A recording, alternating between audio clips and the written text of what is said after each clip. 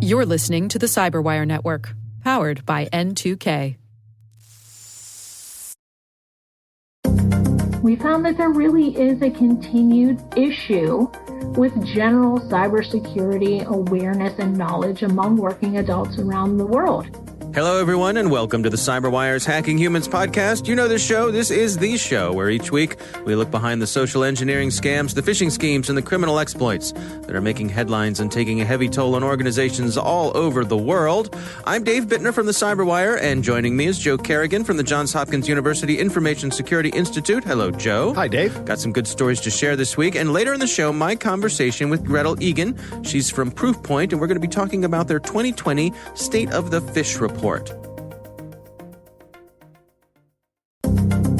And we are back. Joe, why don't you kick things off for us this week? Dave, this week I have a story from channelnewasia.com. Okay. And the story is about the Singapore Police Force, the SPF, and they are warning of a malicious site that is impersonating their website. So when the user goes to this website, they see a message that informs them that the user's computer has been locked due to, quote, viewing and dissemination of materials forbidden by law of Singapore, specifically viewing and disseminating pornographic material of an extreme nature. You know, we all know what that means, right? Yeah. So, you know, it's one of these things that's supposed to grab you. We've seen this kind of scam before where a website says your computer's been locked and they may even play an audio file. Right. But this one's a little bit different. First, the webpage does prompt the user to pay 1,500 Singapore dollars, which is about $1,000 US, Okay. in a fine to unlock their computer. Oh. But to make this web page more believable, this page puts the browser into full screen mode, and part of that full screen mode is a Windows 10 desktop image. Oh, Now, interesting. We used to do this back in my help desk days, right?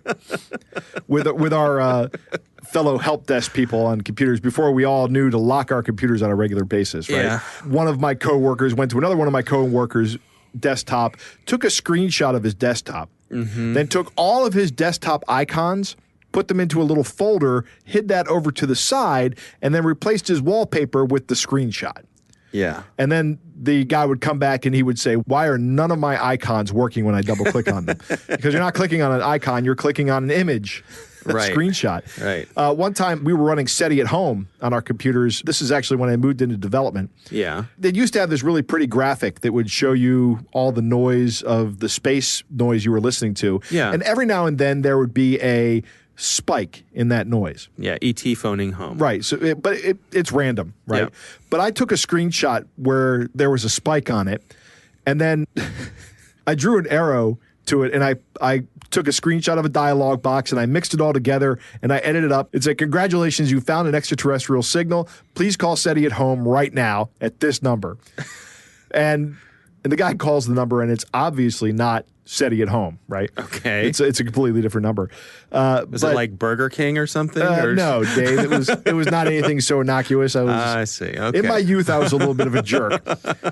Really? Just in your youth? Yeah. Okay. Right. Go on. Keep going. He got me back, though. He installed the blue screen of death screensaver. Oh, I'm not familiar with that, being a Mac guy. Okay. You're familiar with the blue screen of death, right? Yes. Well, yes. this was a screensaver that would pop on. You'd get something that looks like the blue screen of death. And I actually wound up calling the help desk over that. And so he got me pretty good. So... You wacky nerds and right. your in our story. Yes. But this is why it's effective, is because this web page looks like the desktop, right? I mean, these are the kind of things, the same tricks that we used to pull on each other as pranks. These scammers are now using that to make money, and they've made about $22,000 off of 5 of these websites in the past. I think since the beginning of the year. There are a couple things you can do to protect yourself. Number one, these are always a scam. Right? Whenever somebody says law enforcement has locked your computer, that's a scam. Yeah. They do not lock your computer for illegal content like this. No, if law enforcement wants your computer, they show up and they take it. They're coming. Yes. Right. They're coming to take your computer, and they're not giving you a warning. Right. Nope. So understand that. It's always a scam. If you press the Alt key and then the Tab key, that may let you switch windows. Or you can press Control-Alt-Delete, which will bring up, and then select Task Manager and then kill the browser. And then when you reload the browser, don't reload the tabs. Just start a new session over. And also, if you have a Windows computer, that keyboard has a little window key on it. You press that, that will open up the start menu. So you can start looking through that and doing other things as well and use your computer. You may not be able to click on the icon in the lower left-hand corner because the web page might be covering that up, and it might not be an icon. And it will look to you like it's locked, but pressing the Windows key will always open that up. You remind me of the pranks. There was back in the day, this is back in the 90s, before Mac had OS X, there was a system extension you could load called Speed Chopper. And the idea with Speed Chopper was that every time you restarted the computer, it would slow the computer down by 1%. And the notion was you'd put this on your boss's machine, and every time your boss restarted the machine, and back in the OS 9 days, you were restarting your machine a lot. Right. And every time your boss restarted the machine, it would get a little bit slower. So eventually your boss would get tired of this machine being so slow, would buy a new machine. You would get the hand-me-down from your boss, uninstall Speed Chopper, and you had a nice fast machine. That was the plan behind Speed Chopper. So you did a little bit of your own scamming there, Dave. Well, at the time I was self-employed running my own company, so it didn't really go very far, but you're going to hand yourself down the machine. Yeah, exactly. All right, well, it's a good story, something to be on the lookout for, certainly. These scams actually catch people from time to time. I know people who have fallen for these website scams that say there's something wrong with your computer or your computer's been locked. And it's always a scam. It's just always a scam. That's not how these things work. Yeah, but you can understand that feeling that flushes through you when the specter of having law enforcement. Right. It's the exact same feeling when you see the lights go on in your rearview mirror. You know? That's right. Even if you're not getting pulled over, if you're not the one getting pulled over, it's still a terrifying experience. Yeah. All right, well, my story this week comes from the folks over at Bleeping Computer, and this is a story about the Nemty ransomware. And Nemty is a strain of ransomware that not only locks up your data on your computer, but also exfiltrates some of that data. So it copies that data off of your computer, sends it to the bad guys. And this is the latest trend in ransomware, that if you don't pay the ransom, not only will you not get your files back, but they will start posting your personal information or your private information, your company's information on a public website.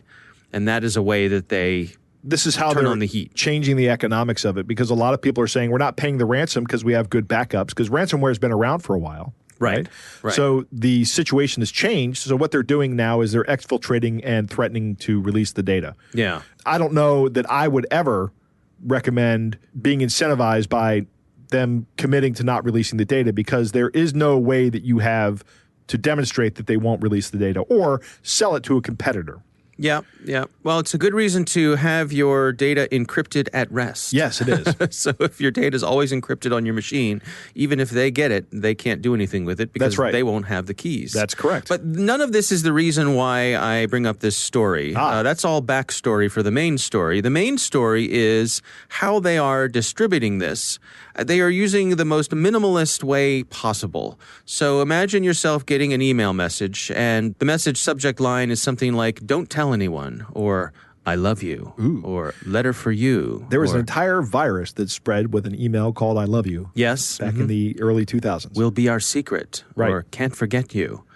And when you open up the email, all it is a single emoji with just the little winking emoticon. Nothing else except the attachment, which is also called "Love You," and it is a zip file. And if you unzip the file, it is a heavily obfuscated JavaScript file, also named "Love You." And that is what loads the Nemty ransomware payload. So what they're taking advantage of here is, by not sending you hardly anything, your curiosity gets going. What could be the harm in this simple little message? There's no problem with any sort of bad English. There are no spelling errors. There's no broken English. It's just a little wink. And it's enough for a lot of people to get their curiosity piqued, to say, well, who loves me? Someone has affection for me. Who could it be? I'll just look inside here and see what it is. Yeah, this is the exact same way that the I Love You virus spread. Now, what's interesting is this particular ransomware, Nemty, it has a low virus total detection rate. Right. Now, what does that mean, Joe? That means they don't have a signature for it at virus total. So you unzip this file, and then what happens? Well, there's this JavaScript file that's in there is loveyou.js, and if you double-click on that, it will open up in your browser, or it may open up in your browser, depending on how you have your settings set, right? Okay. If you're a developer, it may open up in an editor. But if you're a user, it may open up in a browser. And if it opens up in a browser, your browser is going to execute the JavaScript, and that could be anything, and that's what runs the install script for the ransomware. I see. So that installs an executable and then runs it, and that's the I don't think the JavaScript here is the ransomware. The JavaScript is just a way to get and start the ransomware. I see. Well, I mean, there is some good news here. There are some decryptors for some of the versions of the Nemty ransomware, so it's possible that if you find yourself a victim of this, there may be a decryptor.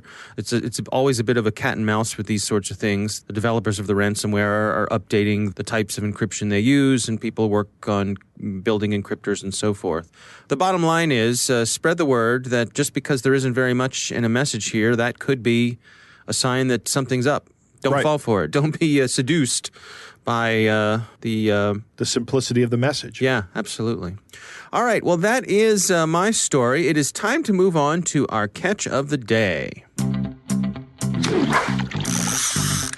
Our catch of the day comes via Bored Panda. This is an article they posted here. It's my wife spent 3 days trolling a scammer. And we have a series of screen captures here of a woman leading the scammers along. This is a pretty standard attempt to get her to buy some gift cards. Right. But she does a good job of sending them down a path. Tell you what, Joe, why don't you play the scammer and I will play the wife. Okay. Good day, Sarah. Please, do you have a moment? Regards. Sure, what can I do for you? Sarah, sorry I'm putting this to you. I'm tied up right now. Can you purchase iTunes gift card 5 pieces, $100 each? I would reimburse you when I am through here. Let you know I also would prefer to call you, but can't receive or call at the moment with my line. Sure, where can I meet you to give them to you? You can get them at any store around. Just remove the silver strips at the back and send he picture of the codes through there. Can you take care of that now? I will reimburse you once I am through here. Thanks. I really would feel more comfortable giving them to you in person. I would love to receive it in person, but I am very busy at the moment. I can just drop them by your house. Sarah, this is needed urgently. I am not at home at the moment. Thanks. I could bring them to the meeting. Sarah, why all this? Send the cards through here. Thanks. Remember I told you last week I had to send my phone in for a battery replacement? I don't really have a way to take pictures right now. I'll just bring them to the meeting. This is needed urgently. Bring them to the meeting will be useless because it is needed right now. Use your computer to take a picture of the cards. Ask anyone around you to help with he or her phone to take pictures of the cards. I don't have anybody around. Why is this so urgent? The meeting is tomorrow. I'll bring them then. I need them today, not tomorrow. I don't even know if my laptop has a camera in it. How would I find out? Turn on your cam. I don't know how to do that. I don't even know if I have a camera at all. Where does it say? At the top of the screen, the Go To System setting will turn it on. I don't see settings at the top of the screen. The camera is at the top of the Lap 2 screen. The Go To the setting to turn it on. Did you have anyone around to help you out? Oh, you know Sam. He's useless with these things. He says he can just bring it by your place tonight. I will appreciate Sam to bring them, but am not at home. Don't know what to do right now. Can't you find someone else to help you out? Well, he can leave them on your doorstep. You know, we still have your casserole dishes. That sweet potato casserole was so much appreciated. You're welcome, but don't drop it on my doorstep. I will so much appreciate if you can send them through here due to the urgency need of this card. Try all you could to get them sent on here. Well, I've got the cards, but I just don't know how to send them. I clicked the button to look for settings, but nothing says settings. I'm afraid I'm just going to have to hand them to you tomorrow if you don't want them sitting on your doorstep. I mean, Sam could put them inside the screen door or maybe under the mat. Sarah, I so much appreciate your kindness. This guy's really patient. I am not home yet, and I don't think I will be coming home today. I don't know why you find it so hard to send me the cards here. Just remove the silver strips at the back and send he picture of the codes through here. Look for other means to send them here. Thanks. I'd love to, and I've got the strips off, but I just can't figure this darn machine out. I think it does have a camera, if that's what the dot on the top of the screen is. You're so much better at this technology stuff than I am. Do you have your presentation ready for the meeting tomorrow? I am really looking forward to it. Yes, I will get them ready before the meeting tomorrow. Seem you have removed the strips on the card. You can type them out one after the other and send them here. Oh, I don't think that's a good idea. You know, Katie told me to never send important numbers like that through email. This is so silly. I'll just hand them to you tomorrow along with your dishes. What are you bringing for the potluck? That will be surprise for tomorrow. Yes, she said so, but I requested for this. If you can't send it right now, it will be useless tomorrow. I really don't think that's a good idea. Katie's so smart with computers. Did you get her wedding invitation yet? They are so elegant. If you need it tonight and you're out, why don't you just drop by the house? You know we're up late, especially with all the fireworks this week. Sarah, your questioning are much. I don't know when you start acting this way. Well, I'm just trying to be safe. You know how Katie would make me feel so silly if anything ever happened. She already thinks I'm such an old dingbat. I just feel like a picture would be safer to send. I understand everything. Seems you are having issues sending picture. You can type it out and get it sent to me here. Everything is safe, Sarah. Stop overacting. Have you typed the card code, Sarah? Am waiting. Well, I don't feel comfortable doing that through email. Is this for your presentation tomorrow? You didn't tell me if you got Katie's invitation. She worked so hard on them. Sam says it looks like she's opening a bordello, but you know how vulgar he can be. So I think I got it working. Is this what you needed, or is it too late for what you need it for? And this looks like an image that came from Google Images. Okay, send the rest. Yes, Sarah, you got it right. Send the remaining 4 the same way. Not too late. I still need them. Thanks. I still don't see why on earth I can't just give them to you later today. It's like you don't even want your casserole dish back. I want my casserole dish back. Sarah, am not up for this today. I wonder why you are sending me fake cards. Please stop it. I don't like the way you are acting. Fake cards? They aren't fake cards. I bought them from a nice young man in front of Target.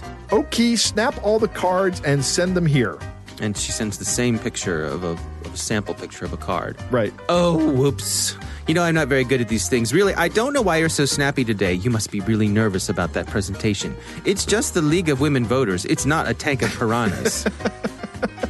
How's this one, you revolting parasite? I hope somebody tries to scam your sweet, trusting grandmother. And I hope that all your sweet potato casseroles taste like dog something. Have a great day. A new email comes in on the chain. You are sick, big idiot. And that's the end of the chain. But this is really good. Yeah. I like this. And Dave, again, I am filled with respect for your ability to read through these things without stammering through this. Our listeners should know there's a lot of editing that goes in when I read the scammers portion of this. Yeah, just my amazing ability to completely disengage my brain. Right. It's a gift. Yeah. I bet it comes in handy in more ways than just reading bad text. No idea. No idea. All right. Well, that is our catch of the day. Coming up next, my conversation with Gretel Egan. She's from Proofpoint, and we're going to be talking about the 2020 State of the Fish Report. And we are back. Joe, every year, the good folks over at Proofpoint, they put out a publication called their State of the Fish Report. Mm-hmm. And, of course, it's all about fishing and all the things related to that. They recently put out the one for this year, for 2020, and I had the opportunity to speak with Gretel Egan from Proofpoint all about that report. Here's our conversation. We've really looked in 3 different areas. First, we did a third-party survey of working adults from around the world, and we did want to focus specifically on working adults because the findings that we found there, we wanted to be able to make that direct line to what organizations are experiencing with their workers. So focused in on that. Also, again, looked at InfoSec experiences via third-party survey. More than 600 people participated in that survey across a range of roles, including CISOs and sysadmins and a bunch of different roles that participate in security awareness training. And then we looked at our own data. And on that first point, we found that there really is a continued issue with general cybersecurity awareness and knowledge among working adults around the world. We have people who still, only about 60% globally were able to identify the definition of phishing from a multiple choice array. And that is, at a very basic level, we asked, what is phishing? And gave 3 definition examples and asked people to pick the right one. only about 60% were able to identify that definition. So what we're really finding is there continues to be what I like to call a cybersecurity language gap, basically. We have InfoSec teams who may be going out and speaking to their people using terminology that they just straight up do not understand. So what we really want to convey to people who are, trying to educate their users is for them to understand that they may have to start at a much more basic level than they anticipate. And if they've not started at that fundamental level, they may have, skipped ahead and lost a bunch of people along the way just from using terminology that people don't understand.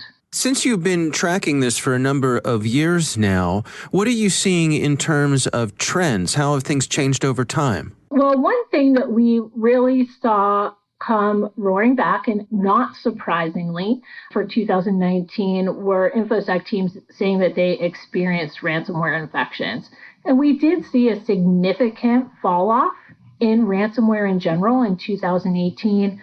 Certainly came bubbling back to the surface in 2019 and obviously continues to be a big problem. That trend, of course, different from the prior year, but also I think because the landscape was different in 2019 than it was in 2018. And that's something for people to keep in mind. We caution people from doing a kind of set it and forget it approach to security awareness training because the threat landscape can change so significantly. People probably didn't have to talk to users about ransomware that much in 2018, but not having that conversation could have left them less prepared for 2019 when ransomware came back. In terms of training, the employees investing in training for their employees, where do we stand with that? Among the people that we surveyed, and again, this was a third-party survey of 600 InfoSec professionals around the world, we do see a fair number, a good number of people saying that they are doing some level of security awareness training for their users. We had 78%, in fact, saying that the efforts that they're expending are delivering measurable results for them, which is terrific. And, certainly something that we've advocated for a long time, that if you put the effort in with your users, you will see improvement in behaviors. The one caveat I would say there is that we saw only about 60% of organizations saying that they're doing some level of formal training session, be that in-person training or computer-based training for their users. We caution that if people are relying strictly on simulated phishing attacks and things like newsletters and posters, those kind of more passive, awareness-driven activities to drive behavior change, it's going to be difficult to move the dial. A simulated phishing attack in itself is just capturing a moment in time, really. It's one example of one type of phishing attack. So a user's interaction or non-interaction with that simulated phishing test is really only going to give them a small glimpse at what phishing is and can be overall. It's really important to take this step to do some more formalized training around phishing and other cybersecurity behaviors in order to help users learn what they need to look for on a broader sense, not just with one type of email example that they were sent. Is there any sense in terms of where organizations can get the best bang for their buck in terms of investing in protecting themselves against phishing? Where do you recommend they begin? Obviously, technical defenses are important. We would never advocate for anyone to rely strictly on security awareness training to protect their organization. Clearly, technical safeguards are a huge and important factor in protecting against phishing attacks. However, we also know that some things will always slip past perimeter defenses. These technical safeguards we've put in place, they're not foolproof. They're not 100%. So it really is important to understand that because attackers are focusing on people, and we've seen that for certain. They are absolutely looking up and down and across org charts to find people to target, and they are very aggressive in going directly to people. So in that case, if we have organizations that are not focusing on their people, they absolutely need to make that mindset shift and make that change. From where we sit, the best way to move the dial on behavior change, and really that is what organizations are seeking. They want their users to behave differently than they are currently behaving. So it is about a combination of risk identification, and that means understanding the types of vulnerabilities that exist within your organization, both from phishing tests, the things that phishing tests can teach you, but also looking to your threat intelligence, understanding the people in your organization that are being targeted and the ways they're being targeted. Are attackers using credential compromise? Are they looking to install backdoors? Is it more of a BEC situation? Examining those things and then crafting your training to address the issues that you really see within your organization. We love State of the Fish. It's great for benchmarking. It's great for opening some eyes and telling people and providing some guidance. But really, it's that last piece, guiding people to understand the data that they have within their organization, and then using that data to their benefit. Because other people's data obviously is interesting and important from a benchmarking perspective, but really it's what's happening within your own organization that can tell you the places that you are most vulnerable, help you stop, making assumptions about where the dangers are, about who the problem children are within your organization, really focusing your attention, and then driving not only an effective program, but an efficient program. Joe, what do you think? This report is now one of the big annual security reports, much like the Verizon data breach investigation report. Yeah. Right? This is actually, it has a lot of insightful information in it. One of the key things that Gretel talked about was the issue of awareness is still big. 60% of people get the right answer when they're choosing from 3 choices about what phishing is. Mm-hmm. This illustrates Gretel's point about cybersecurity language gap. We in tech and in cybersecurity make so many assumptions about the audience and what they know. And this is not just unique to cybersecurity or tech. It happens in the medical field. It happens in the accounting field. Mm-hmm. I've had people from both those fields talk to me, and I have no idea what they're talking about and have to ask them to explain it. Right. Now, I have no problem asking them to explain it because that's exactly what I would want if I said to somebody, you're going to be susceptible to a phishing attack, and they didn't know what a phishing attack was. I would want them to say to me, what's a phishing attack? But it's not human nature to do that. No, I think we all have that impulse to not to be embarrassed by not knowing something. Right. So you sort of be quiet and hope that you're going to figure it out along the way. Exactly. One of the things I've learned is very helpful for me is to interrupt politely and say, I'm sorry, I don't know what that means. Yeah.